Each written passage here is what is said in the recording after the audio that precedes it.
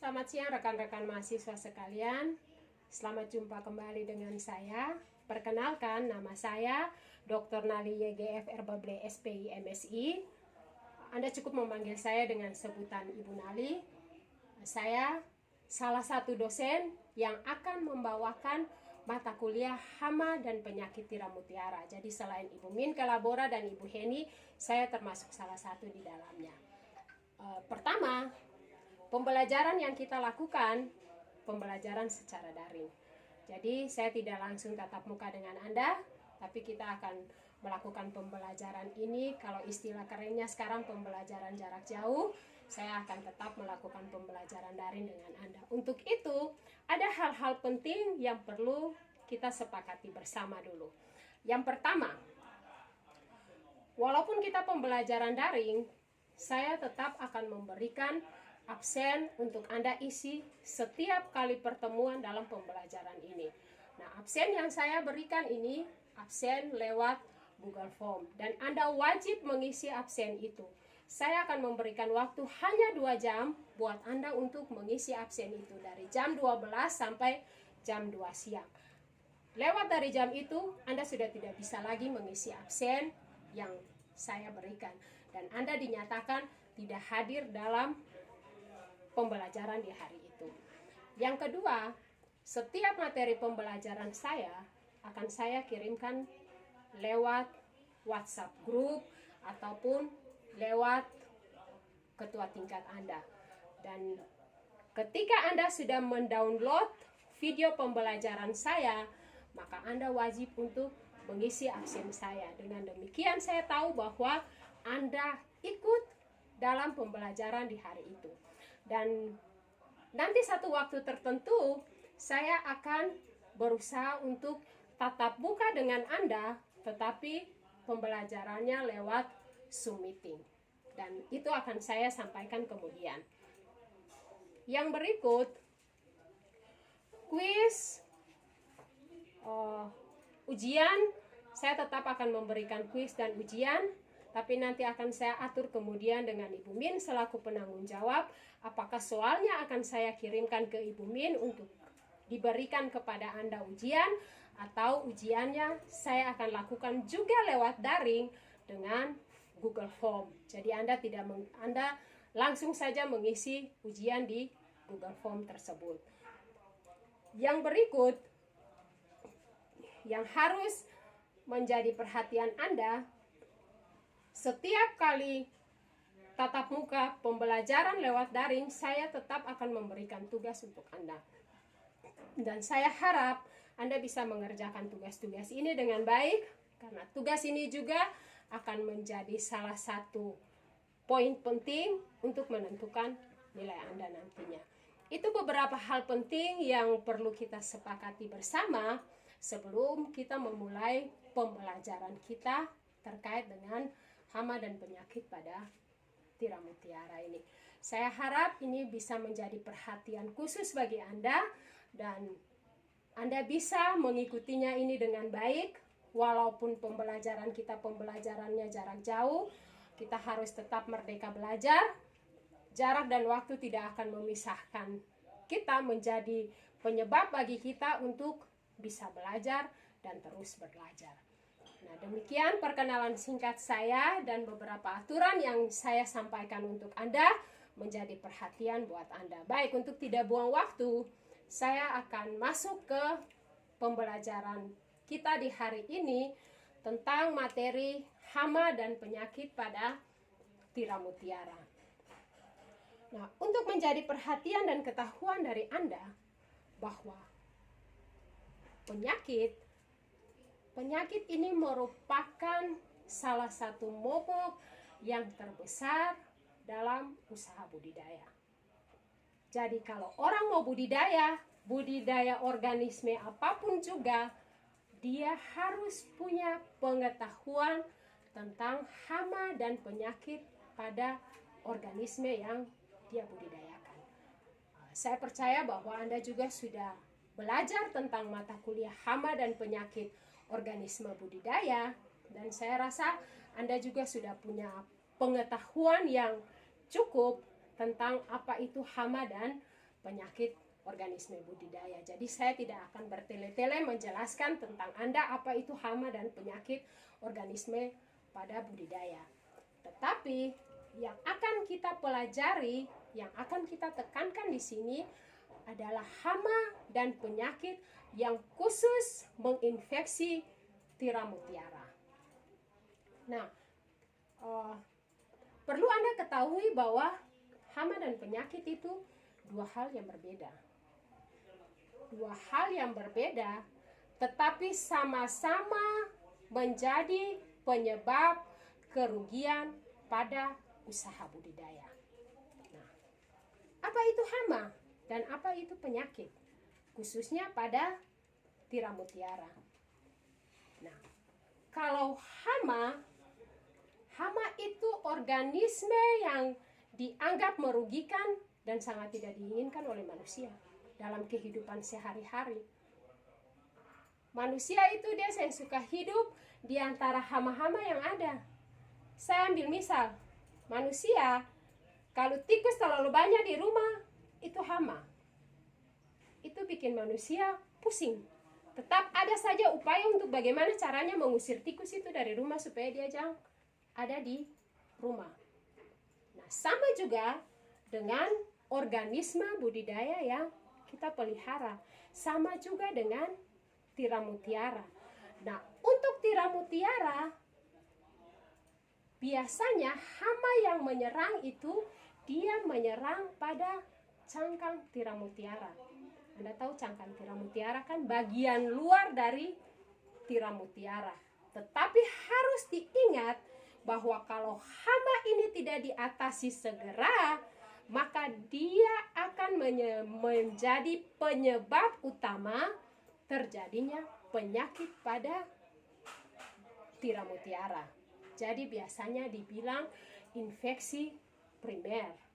Jadi infeksi primer itu biasanya disebabkan oleh hama. Jadi kalau katon perhatikan, katon cuek dengan akang, maka dia akan bor terus sampai akhirnya tiram itu mati. Nah, hama pada tiram mutiara itu yang paling banyak ditemukan dan yang paling banyak merusak, merugikan usaha budidaya tiram mutiara itu teritip. Anda tahu teritip? Teritip itu yang biasa kalau Anda lihat di jembatan-jembatan itu, di dermaga-dermaga itu akan suka menempel di tiang-tiang dermaga atau di panta-panta kapal yang bangkai-bangkai kapal di perairan itu. Nah, yang dia suka menempel itu yang dibilang teritip. Teritip ini kalau dia menempel satu, cepat-cepat lepas dari tiram mutiara. Kalau kita tidak bersihkan, maka dia akan menempel sampai menutupi semua cangkang tiram mutiara. Akibatnya cangkang itu dia bisa berlubang dan dia pun lubang itu bisa menembus sampai ke bagian dalam cangkang atau yang disebut dengan lapisan nakre dari cangkang tadi. Nah, begitu juga dengan Polychaeta. Ini Polychaeta ini. Polychaeta itu cacing di laut. Jadi kalau cacing di laut itu ada cacing yang bisa dimakan, tetapi ada cacing yang dia bersifat sebagai hama. Nah, ini dia dari golongan Annelida. Dia ini bersifat hama pada tiram mutiara. Jadi sama dengan teritip, dia kalau menempel banyak di cangkang tiram mutiara, dia akan melubangi cangkang tiram mutiara itu sampai ke bagian dalam, sampai dapat lihat bagian otot dari tiram mutiara itu. Nah, selain dua ini, ada juga hama yang bersifat sebagai predator. Anda tahu apa itu predator? Predator itu dia makan. Jadi bukan dia kasih rusak saja, bukan dia kasih rusak cangkangnya saja, tapi dia makan akan isi dalam semua. Nah, hama yang bersifat predator pada tiram mutiara itu ada gurita. Gurita saya rasa Anda tidak lazim lagi dengan hewan-hewan ini. Gurita ini dia akan kalau menempel di cangkang tiram mutiara, dia bukan borlai, dia langsung kasih picah itu cangkang tiram mutiara. Dia kasih picah cangkang tiram mutiara, dia akan makan bagian otot dari tiram mutiara atau bagian dalam dari tiram mutiara itu. Otomatis yang katong dapat bukan tiram, bukan mutiara, tetapi cangkang yang kosong yang sudah dimakan oleh hama tadi. Nah, selain gurita, ada juga rajungan, ada bintang laut, dan ada ikan sidat. Ikan sidat ini kalau orang Ambon bilang morea. Kalau orang Maluku bilang akang morea, tapi bahasa Indonesianya itu sidat. Jadi ini. Nah, sama dengan gurita, cara kerjanya sama dengan gurita. Hewan-hewan ini dia akan kasih pecah itu cangkang tiram mutiara, lalu dia akan makan itu bagian dalam dari tiram mutiara tadi. Nah, jadi kalau katong usaha budidaya tiram mutiara, hewan-hewan ini nih harus tidak ada di lokasi pemeliharaan budidaya, diusahakan untuk dibersihkan. Kalau seandainya, makanya kenapa di dalam usaha budidaya tiram mutiara itu proses pembersihan dari tiram mutiara itu perlu dilakukan setiap seminggu sekali. Ya, tujuannya apa? Tujuannya ya ini. Tujuannya itu untuk melepaskan cangkang-cangkang ya melepaskan hama-hama yang menempel pada cangkang tiram mutiara ini. Harus dilepaskan, harus dibuang. Dan kalau dilepaskan, Anda tidak boleh lepas lalu buang kembali ke laut. Jangan. Dia akan tetap hidup bertahan di situ dan dia akan tetap menempel lagi kembali di cangkang tiram mutiara. Jadi kalau dibersihkan, dilepaskan, Anda pindahkan, Anda pisahkan, taruh dia di tempat yang lain, lalu Anda bawa ke darat untuk dibuang di darat. Sehingga dia tidak lagi mengganggu usaha budidaya tiram mutiara dari Anda. Nah, itu hama. Lalu bagaimana dengan penyakit? Kan tadi saya bilang bahwa hama, penyakit, dua hal yang berbeda, tetapi sangat berpengaruh terhadap proses budidaya dan sangat berpengaruh terhadap kesehatan dari organisme budidaya yang kita pelihara. Penyakit itu apa? Beda dengan hama, tapi dua-dua sama merugikan. Hama itu dia cuma menempel di bagian dalam saja, tapi bagaimana dengan penyakit? Nah, penyakit itu kondisi abnormal tertentu yang secara negatif dia berpengaruh terhadap struktur dan fungsi dari sebagian atau seluruh tubuh dari suatu organisme atau suatu makhluk hidup. Nah, dia tidak disebabkan oleh cedera eksternal. Kalau hama itu bagian luar yang dicederai. Tapi kalau penyakit, dia menggerogoti bagian dalam. Jadi semua struktur dan fungsi dari organisme bagian dalam itu digerogoti oleh penyakit. Makanya tadi saya bilang dari awal bahwa hama itu dia bisa menjadi penyebab utama terjadinya suatu penyakit. Jadi kalau cangkang sudah kasih bolong dari teritip atau polychaeta, bolongan cangkang itu akan sangat mudah ditembusi oleh bakteri atau parasit atau virus masuk ke dalam otot cangkang. Nah, disitulah terjadinya penyakit. Karena kalau itu masuk, dia akan menggerogoti bagian dalam dari tubuh organisme tadi, menggerogoti struktur dan fungsi dari organisme tadi, sehingga struktur dan fungsi itu tidak bisa berjalan dengan baik, maka organisme itu akan sakit. Nah, sampai di sini saya harap Anda bisa memahami itu. Nah, kalau kita bicara tentang penyakit ini dia sangat berhubungan dengan kondisi medis. Kondisi medis itu apa saja? Gejala dan tanda klinis. Saya ambil misal, manusia kalau kata sakit, banyak sakit flu saja pasti ada gejalanya, ada tanda-tanda klinisnya.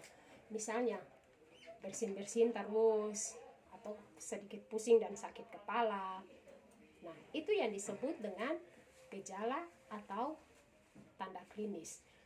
Hal ini juga bukan saja terjadi for manusia, tetapi juga terjadi untuk organisme di perairan dan juga terjadi untuk tiram mutiara ini.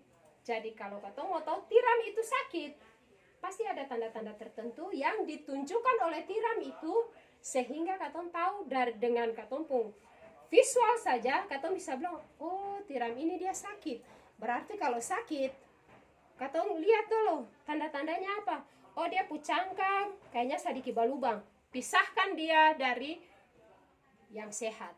Karena kalau Anda tetap gabungkan tiram yang sakit dengan tiram yang sehat, maka tiram yang sakit itu dia akan menginfeksi tiram yang sehat itu dia akan sakit lagi.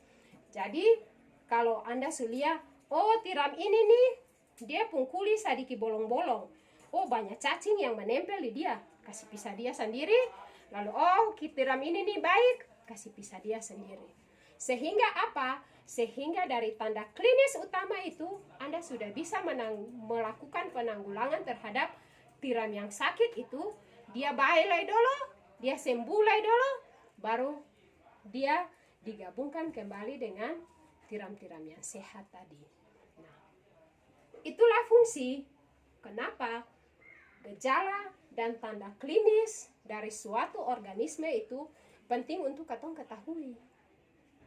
Karena kalau katong seng ketahui gejala dan tanda-tanda klinis dari suatu organisme, khususnya organisme yang katong budidayakan, maka akan sangat sulit bagi kita untuk bisa tahu bahwa organisme yang katong budidaya ini dia sakit.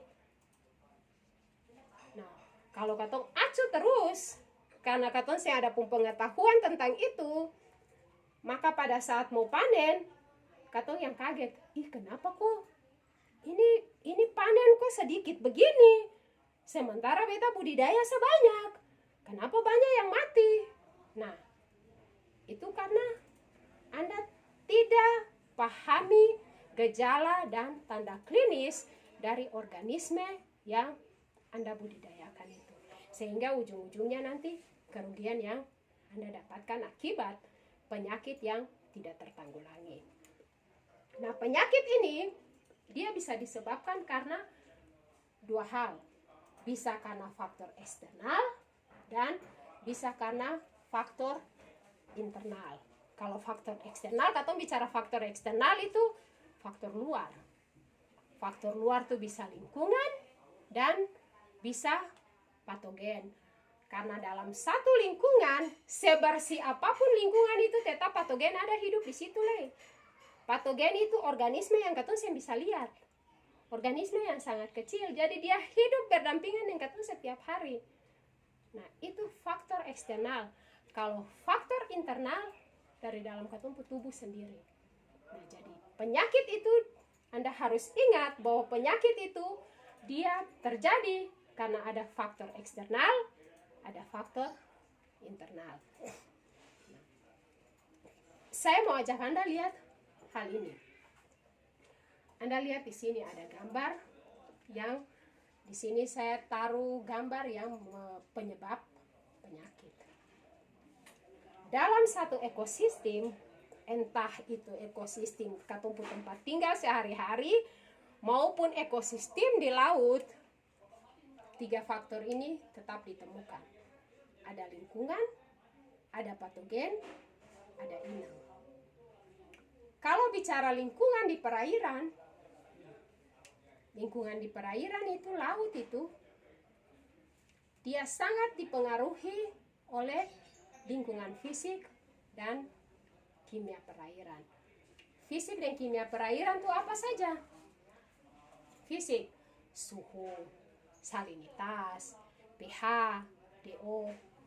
Itu hal yang umum yang harus terus diperhatikan kalau katong mau budidaya suatu organisme atau katong mau menentukan satu lokasi untuk katong budidaya. Jadi hal yang paling pertama itu lingkungan itu yang bagaimana dulu? Apakah dia pun suhu pas, dia pun DO pas, dia pun salinitas pas?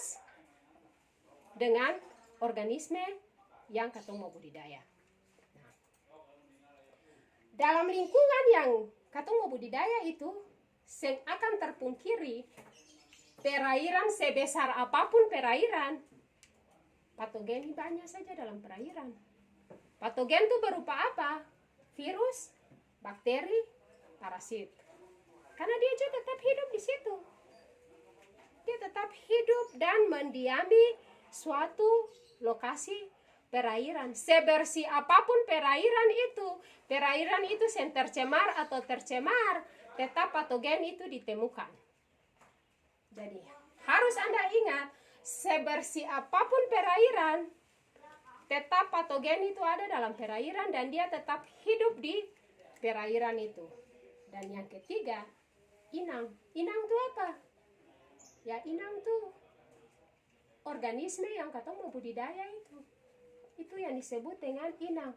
Bisa ikan, tiram mutiara, rumput laut kalau di perairan. Kalau di kehidupan sehari-hari manusia, katong ini inang. Jadi katong inang, katong hidup di katong lingkungan setiap hari. Di lingkungan itu ada berbagai macam sumber penyakit ada di dalam situ. Nah, secara sederhana saya mau contohkan begini. Ini saya bawa Anda punya alam pemikiran sehingga Anda bisa akan sangat mudah berpikir bahwa oh iya demikian terjadinya penyakit. Nah, contohnya saja kayak kita manusia. Saya ambil contoh dari manusia sehingga Anda mudah untuk pahami dia dulu. Contohnya manusia. Katong manusia, kalau katong kondisi tubuh seng fit, lalu pas lingkungan itu saat ada hujan yang turun terus menerus dalam beberapa hari, kalau katong kondisi seng fit, akan sangat mudah untuk patogen itu, entah itu virus, entah itu bakteri, dia serang katong, maka katong akan sakit. Itu. Sama halnya dengan organisme yang di perairan. Ketika inang atau induk yang katong budidaya itu, dia dalam kondisi yang tidak fit. Tidak fit ini bisa saja yang tadi saya bilang, kalau kayak tiram mutiara, misalnya banyak hama yang menempel di dia. Karena kalau banyak hama yang menempel di dia permukaan tubuh, itu juga dia bisa berpengaruh terhadap ketidaksehatan dari organisme tadi. Nah, kalau hama banyak menempel, lalu pas kondisi lingkungan, suhu kalau hujan ataukah karena orang buang sampah terlalu banyak, lalu perairan itu tercemar, lalu perairan itu suhunya sudah sesuai lagi dengan kondisi organisme tiram mutiara yang katong budidaya, DO-nya anjlok, pH-nya anjlok karena pengaruh sampah, pencemaran, deterjen dan segala macam yang katong tumpahkan semua ke laut. Nah, maka dengan akan sangat mudah patogen ini akan masuk ke tubuh inang.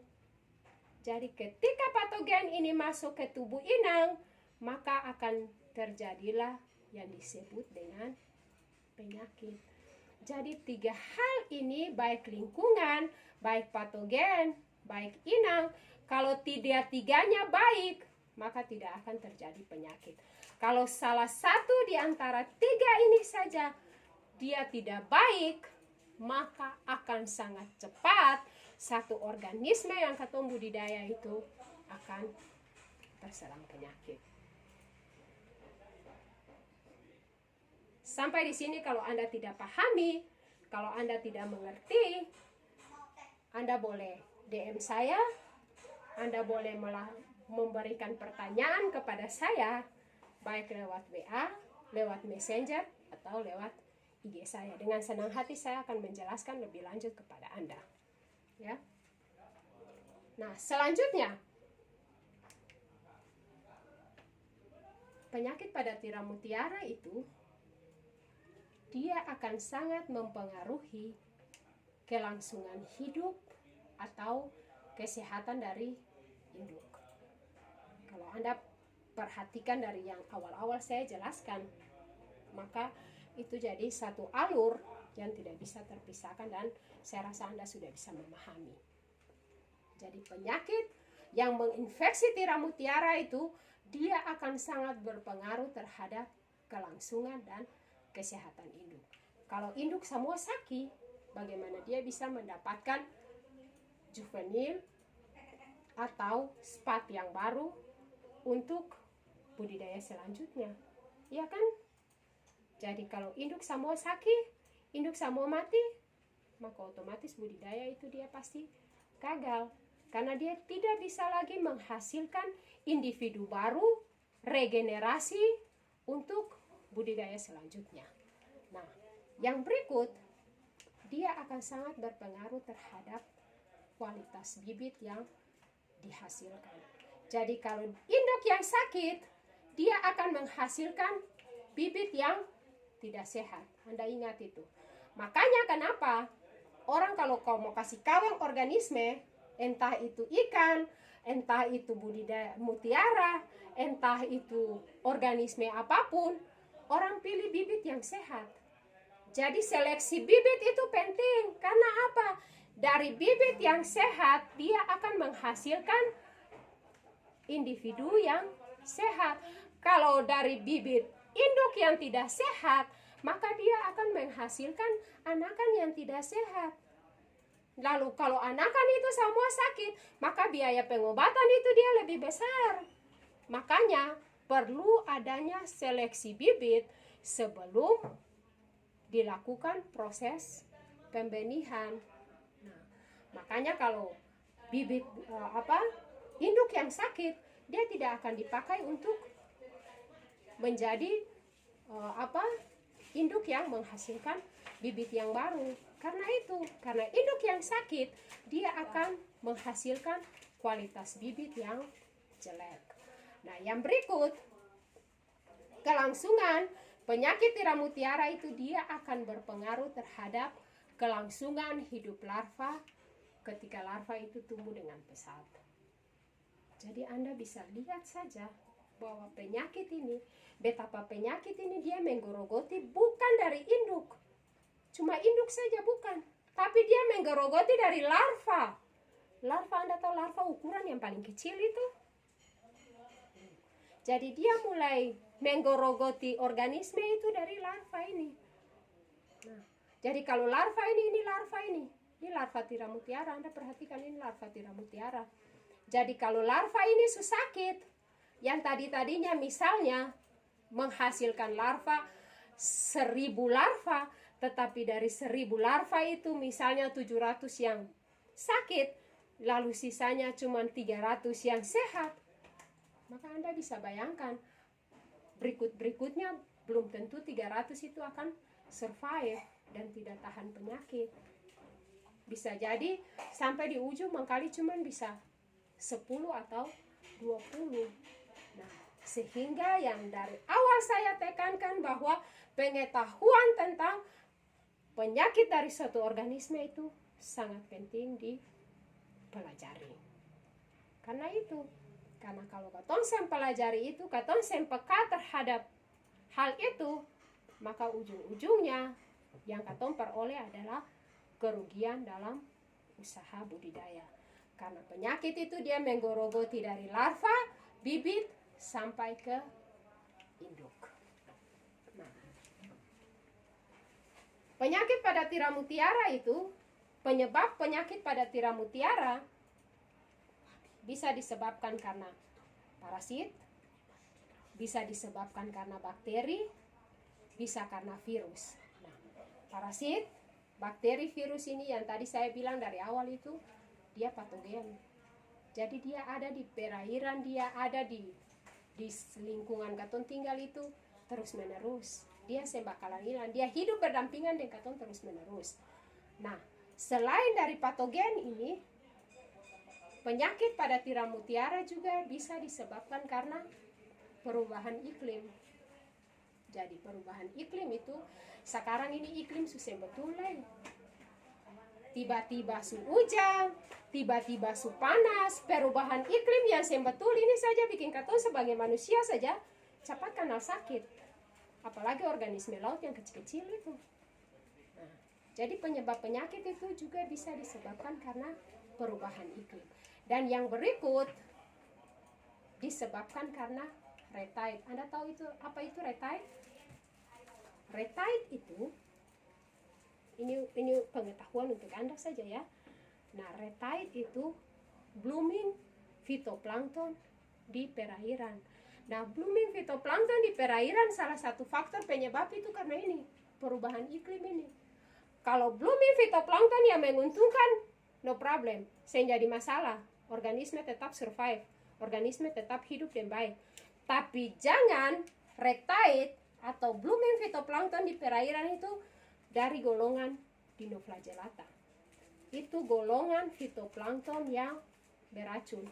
Sampai kalau dia blooming di perairan, maka organisme yang akan hidup di perairan itu dia akan terinfeksi. Karena rata-rata organisme yang di perairan itu dia punya makanan utama, pakan alami itu fitoplankton. Jadi kalau dia makan fitoplankton yang beracun itu, dia akan sakit. Akibatnya nanti sampai ke katong selalu manusia. Kalau ikan makan fitoplankton atau mutiara itu dia makan fitoplankton yang Dinoflagellata yang beracun itu, dia sakit. Lalu katong makan ikan atau katong makan tiram itu lagi, maka katong akan sakit. Makanya seringkali ada muncul, Anda kalau nonton atau Anda bisa baca atau Anda lihat saja bahwa di daerah ini orang-orang itu dia sakit, dia keracunan akibat dia mengkonsumsi kerang itu. Nah, jadi bukan saja disebabkan karena misalnya dia terinfeksi logam-logam berat atau dari yang perusahaan-perusahaan yang dia ada di sekitar pesisir perairan, tetapi juga penyebab utama itu karena ini, red tide ini. Ya.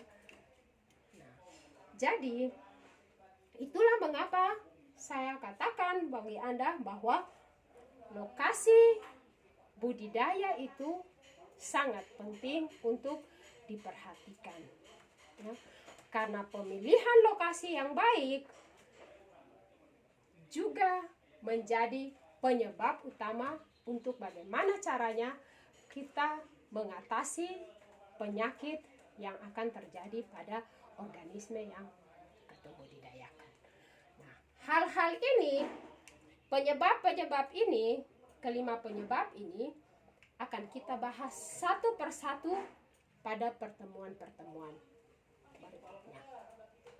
Nah, jadi saya rasa itu beberapa hal yang perlu Anda perhatikan, yang perlu Anda pelajari, sehingga ketika nanti Anda ditanyakan, hama dan penyakit itu beda kasenge?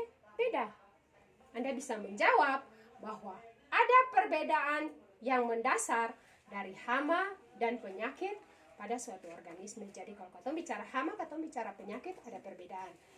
Persamaannya, dua-dua sama-sama memberikan kerugian terhadap organisme yang katong budidayakan. Nah, sampai di sini saya harap Anda bisa mengerti, Anda bisa pahami apa yang saya jelaskan untuk Anda, dan saya harap materi ini bisa menjadi bahan pembelajaran buat Anda nanti, dan materi ini juga bisa menjadi satu hal yang bermanfaat bagi Anda nantinya. Baik, saya rasa pembelajaran kita di hari ini cukup sampai di sini.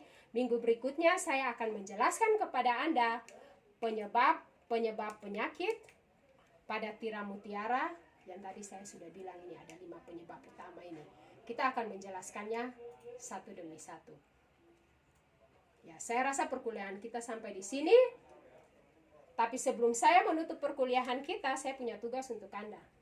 Jadi tugas untuk Anda yaitu Anda cari jenis parasit yang menyebabkan penyakit pada tiram mutiara pada beberapa lokasi budidaya tiram mutiara di Indonesia. Di luar juga terserah dari Anda dalam bentuk jurnal penelitian. Jadi Anda cari itu dalam bentuk jurnal. Jadi entah itu jurnal nasional, jurnal internasional, terserah dari Anda yang Anda cari. Untuk jenis apa saja? Untuk jenis Pinctada maxima, Margaritifera, Pinctada maxima, Pinctada margaritifera, dan Theria penguin.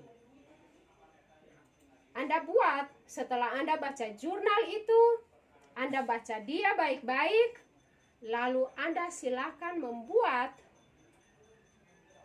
parasit-parasit apa saja yang menginfeksi tiram mutiara ini, lalu bagaimana dia cara penanggulangannya sesuai dengan yang Anda baca dalam jurnal itu. Anda buat dalam 2-5 halaman saja, tidak perlu lebih.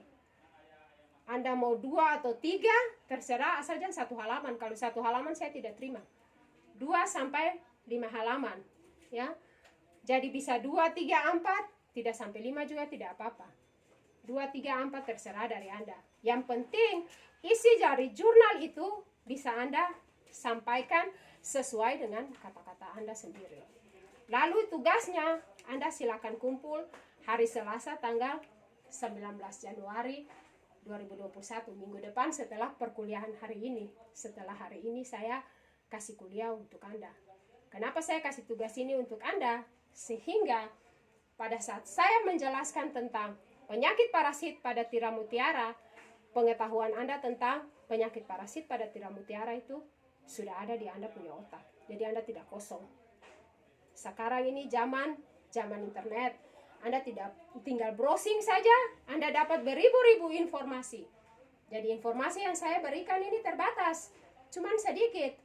Tapi kalau Anda browsing, maka akan dapat beribu-ribu informasi di sana. Dan saya harap ketika saya memberikan pembelajaran berikutnya untuk Anda sudah punya pembelajaran itu sendiri dalam otak Anda nantinya. Sehingga itu menjadi sesuatu yang bermanfaat untuk Anda di kemudian hari. Nah, itu tugas Anda untuk minggu depan. Tugasnya tetap kumpul tanggal 19 Januari, tidak bisa lebih dari tanggal 19 Januari. Saya tunggu tugas Anda dari jam 7 pagi sampai jam 12 malam. Tugasnya silakan Anda japri ke saya lewat WA saya. Nomor saya silakan Anda lihat di WA group. Nomor saya ada di situ. Nah, pembelajaran hari ini kalau tidak Anda mengerti, Anda silahkan DM saya, WhatsApp saya, Messenger saya, atau bisa follow IG saya juga, terserah dari Anda. Dan Anda bisa tanya di situ. Dengan senang hati saya akan memberikan penjelasan kepada Anda tentang materi hari ini yang belum Anda pahami. Oke? Nah, saya rasa itu tugas untuk Anda. Semoga menjadi perhatian untuk Anda dan Anda bisa mengerjakannya dengan senang hati. Nah, demikian perkuliahan kita hari ini. Cukup sampai di sini. Sampai jumpa minggu depan. Terima kasih untuk perhatian Anda. See you. Bye.